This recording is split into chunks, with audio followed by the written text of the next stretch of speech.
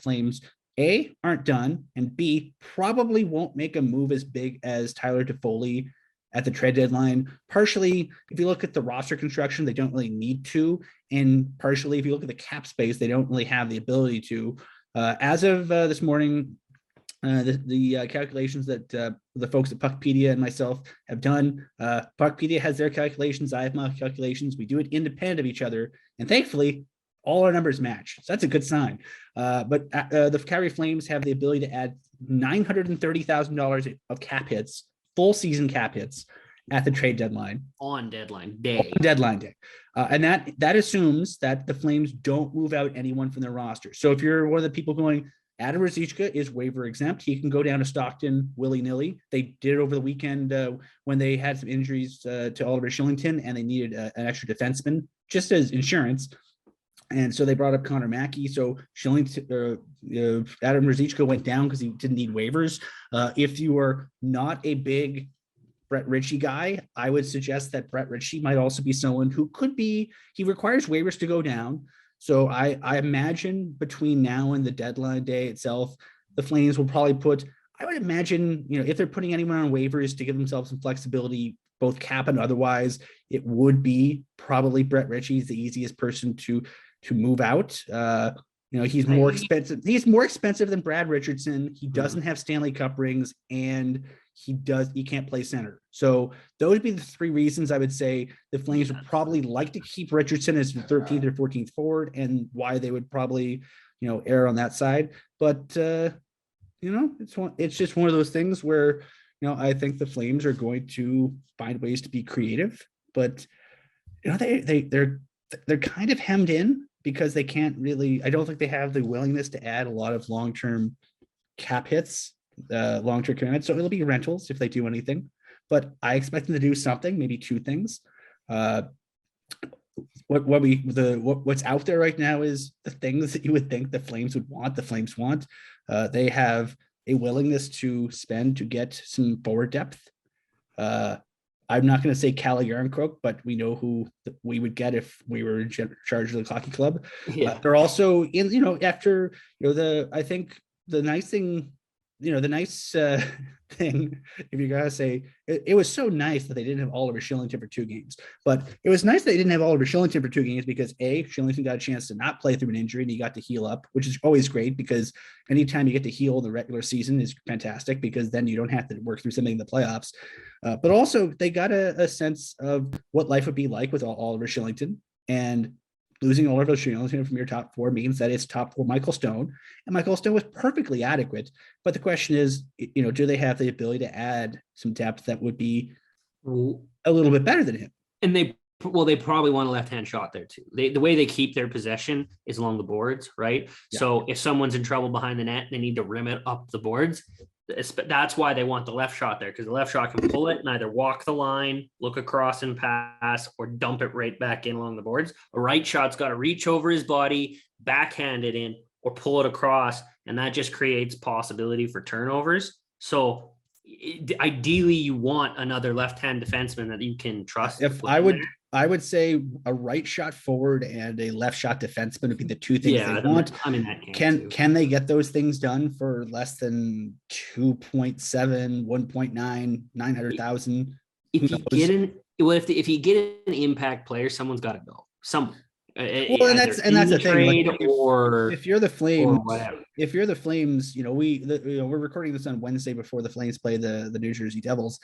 And the trade that was made today was Frank Vetrano from the Florida Panthers went to the New York Rangers for a 4th round pick. Frank Vetrano is a pending UFA. He's a pretty good player, and the Panthers got a 4th for him, which isn't a ton. I would be willing to say that for what the Flames need, I think they would value Calle Yarncroke, for example, more than the Rangers would value Frank Vetrano. So, but I think you're sort of looking at something around a 4th, because that trade was a 4th and I believe no salary retention. So I think half, 50%, but he wasn't making too much. I think he was like 2.5. So we can do.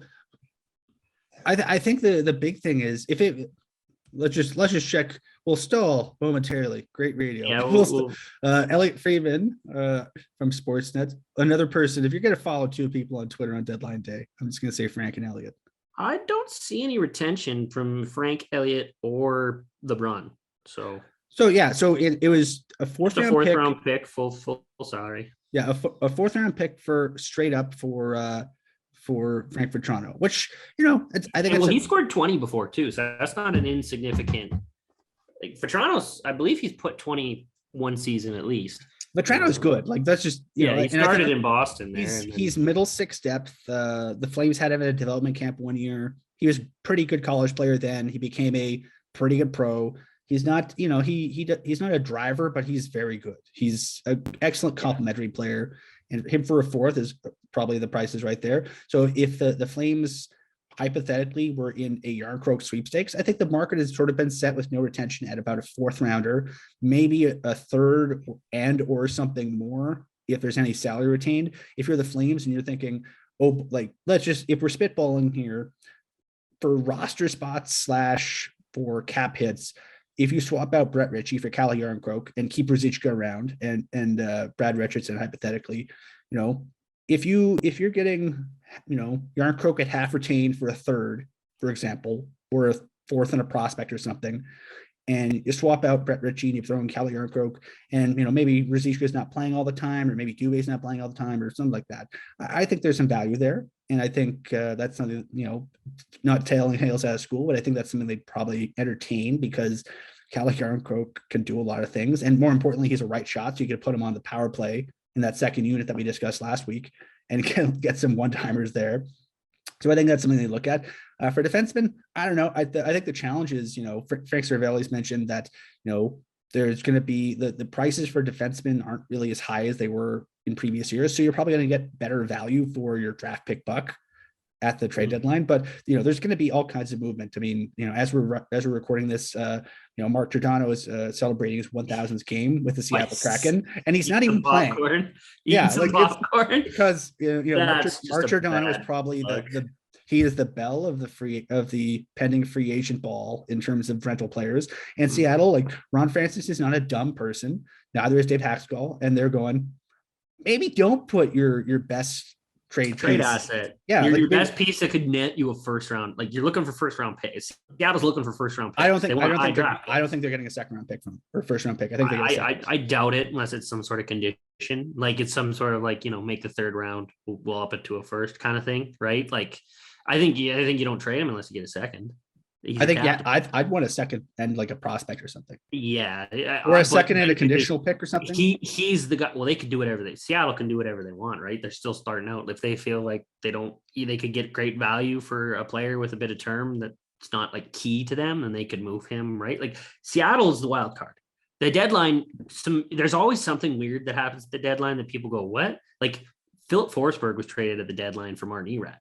People forget about that. That was not on anyone's radar. Neither of those players were talked about that year. Erat was kind of coming to a close, but Forsberg was never talked about as someone upset with Washington. Washington just did that to try and pay the price. So something weird always happens. Some team finally goes, you know what? No, let's pay the price. Let's try to go for it.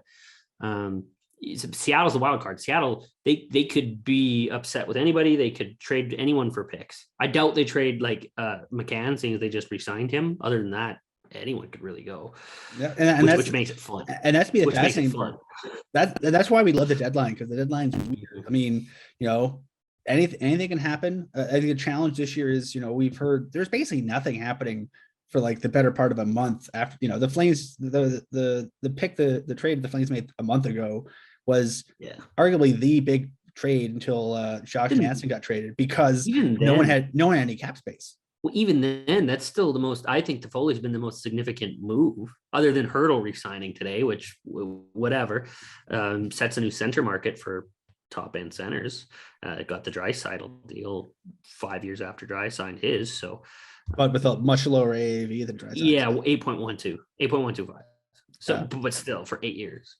So that's what it would have cost to extend Hurdle should they say Calgary got traded for him instead of Toffoli. I'm fine with Toffoli at 3.8. Is it? I think for another 2 years after this, or 4.2, something in that. It's for something, isn't it? If only there was a website that had cap hits named Puckpedia. Oh, Puckpedia. I'm so But blessed. anyway, to now, I really like the Jost for Strome move. Colorado got better. Strome is better offensive player than people give him credit for. Is it just Sturm because or he wasn't Strome? drafted in Sturm. Nico Sturm. Nico Sturm. Okay. Nico Sturm. He's better offensive player than anyone gives him credit for, but people focus on draft pedigree so much, like because Jost was a former first round pick. Now, Jost is a good defensive player, but like that was like kind of like a hockey trade we've seen. So it's interesting from a Calgary perspective as everything sets up to try and see what costs what right now, because Nico Sturm would have been a great center for their fourth line. Like he could have added depth to Calgary. Like he depth in scoring and plays big. He's got size. Something like that. I was like, oh man, like that would have been a good. Or it could addition, be, or it could be Yarncroke, or it could be Nick Paul. I know, Ottawa. Reports out of Ottawa is that the Senators really like Nick Paul, and they would love to keep Nick Paul, and Nick Paul would love to be paid the way Nick Paul wants to be paid. And if those two sides can come together, I mean, every year there's players that are on the trade market that come off because they figure out a way to come up to an agreement on a new contract. So, I mean, sometimes it's smart, and sometimes you re-sign Tim Jackman. So. Yeah, the most sometimes it just goes off the rails. The most disappointing trade deadline I've ever covered. But so where we're sitting right now, folks, is that as we're recording this, it is Wednesday. The Flames play the New Jersey Devils at 8:00 start. So you're gonna be listening to this after the game. So hopefully they did well. Hopefully everybody had fun. And Dougie Hamilton gets a warm reception back to Calgary. John Gillies' revenge game, or Nico Dawes, because Gillies played half the game. It was a weird game. New Jersey probably wants that one back, and they have the problem with New Jersey is this year they have a lot of games they wanted back. But they're playing. They got New Jersey on Wednesday night as we're recording this, and then there's a back-to-back Friday against Buffalo, and then in Vancouver against the Canucks on Saturday night, and that's it. The Flames are off on Sunday and Monday, and they're back in action on Tuesday against the Sharks. So the Flames only have 2 or 3 games, depending on when you're listening to this. They only have 2 games left before the deadline. So, and I think the Flames sort of have a sense of where they are and what they are. If you follow the Athletics Download Session on Twitter or subscribe to the Athletic, good for you. The Flames are projected to finish first right now in the Pacific Division with 111 points, which is kind of insane if you think about it, considering that how the Flames started the season and how the expectations were heading into the season. Second place is 97 points for Edmonton. So if you're doing the math, we'll walk you through the math very quickly, just sort of give you a sense of where the Flames are at. 20 points in the remaining 23 games, including the New Jersey game, would probably clinch or come close to clinching the division. If they go 500 in the remaining 23 games, we're recording this on Wednesday, mind you, then they would finish with over 100 points. I think 23 points in the last 23 games to be 102 points, which should put them in first place rather comfortably. The Flames aren't a 500 team. The Flames have been, I think right now their points percentage is 669 before the New Jersey game. So that's well done. I mean, they're in a good position. And, if they only, quote unquote, only go 600 from here on out, they're going to finish first place fairly comfortably. And I think the interesting thing is now, they'll be able to try different things, try different looks. They have another game against Colorado coming up. They have Vegas in April. They have Edmonton again. Like they have some decent tests. They can try things out again. And their schedule is favorable enough that if they just beat the teams that are well below them in the standings, if they, and granted, they're leading the Pacific Division, so they put themselves in a situation where pretty much, I'd say 2/3 of the league is below them in the standings. So it's a big group to be a part of, but they're in a position where they don't really need to do anything fancy to make the playoffs. They just need to play good hockey and win the games that are quote unquote winnable. And I think that puts them in a unique situation for the trade deadline, because they're in a situation where they made their big trade early. They end up getting an extra 19 games out of Tyler Toffoli instead of only getting him for, the last 20 and a playoff and 2 more seasons. They get him for basically a whole extra quarter of a season, So he's got a point in every single one of those. Yeah, and and I wrote on the site on Wednesday, that if you look at adding him to that power play, they opened up a lot of things that makes them a much more dangerous team in the power play. And of course, a lot of it's based on Johnny Gaudreau's ability to distribute the puck, but there's a lot of crisscrossing across the offensive zone that they can do now. And they're a much more dynamic, multifaceted unit. And so, we suggested last week, we just suggested again, maybe add another right shot forward. That could be helpful. Maybe, I don't know if they want to do, if they add another forward, who do you take off? Do you take off Shillington and keep Hannafin on there? Maybe. Well, yeah, I think that's probably the easiest thing to do. And then your second power play unit has a right shot forward, and then Lucic, Mangiapane, and Monahan, and Hannafin at the top. Maybe that works. I think if you have a lead in the third period, Chris Tanev or Nikita Zadorov are going to be there anyways, no matter what, because that's how Sutter plays it. He's like, yeah, we already man up, but I ain't risking it, right? Like, we're putting the defensive guy out there. That's been rare though. That's only usually late in the period. That's what I'm saying. Like, third period with a lead and they get a power play, then I think it doesn't matter. They haven't been using Tanev. They've been saving him, right? They've been like, okay, you're our penalty killer. You're a shutdown 5-on-5. And five guy. Because usually they've been using Zadorov or good brand. Well, usually their bump up PK unit, their bump up power play unit, it has Zadorov and Tanev as the pairing, because that way it can sort of balance things out. If Shillington's not on that unit, maybe come back with Shillington and Tanev as that bump back unit. Like, they have a lot of different, and that's the kind of thing that kind of intrigues me though, because they have enough of a buffer. As much, I know Daryl Sutter does not like us using the word cushion. So let's just say they have enough breathing room, buffer, wiggle room, whatever verbiage you want to use, that they can just try stuff out. And it's not so much, I can hear you guys in the comments section on Twitter. No, I'm not saying, they have they're 11 points up on the last playoff spot, maybe 13 by the time you listen to this. Oh, that means they're going to bring up Matthew Phillips and Dipsy. No. One, they don't have the cap space, and two, I don't think they really want to bring up guys and, give them, like, they're getting ready for war here, for lack of a better term. And so if that's what made Regier on 960 this morning.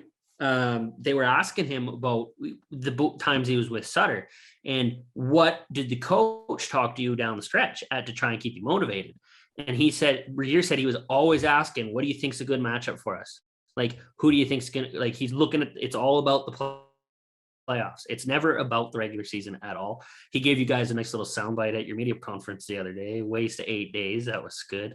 Well, yeah, because if you're playing Colorado, Regeer's like, the focus is, okay, who do we match up well against? What do you guys think? What are you guys thinking? Like, how would you? And then he asks the players, who would you like to match up? I might be paraphrasing a bit, but this is Regier on the morning show with Pinder. And I think Retro was asking some questions. So I think it was a replay. I heard it about 9 this morning, but they asked him, they said, well, what does, you've had Sutter twice. You've had him on a run in Calgary. You had him on a run in LA. And they said, yeah, I know it's all playoffs with him. Like it's either regular season's fine. And I think that's sort of a tournament. And then I think that's sort of a difference between how I think things were in 2019, because, Daryl does not, he doesn't, like, I mentioned the playoffs once, and he got mad at me. Now, granted, it's like a month ago, but I think that's the thing, because I think he wants to make sure that these guys have their, looking over their shoulders from now until the postseason. And, he's talking about internal competition, like trying guys out in different looks, trying guys out and trying to get more out of them, trying guys out and get them battle tested. And the thing, like, I think the nice thing is, he wants this to mean something. He wants this to be a meaningful year. He says, you're not luring a 63-year-old man off this farm. Like, Daryl does not live high in the hog. I don't, Daryl doesn't have like fancy cars, or, he does. I don't think he came back for the money, but I think the money's nice because the money signifies, value and respect. But you don't lure a guy off of a farm in Viking, Alberta to come and lose in the first round. And I don't think Daryl wants to waste his time. And I don't think Daryl wants to feel like he's wasted his time. And I think that is what's pouring into this, that he wants to give this group the best possible chance to make this an interesting spring and summer. And the best way he can do that is to make sure everyone's always thinking about the postseason, always thinking about the next game, and always a little bit uncomfortable, always a little bit on their toes because, the Flames, in all due respect to Bill Peters, I think the Flames in 2019 got a little bit too relaxed and a little bit too casual. Mm-hmm. And, They cruised. They didn't exactly cruise into the postseason. Well,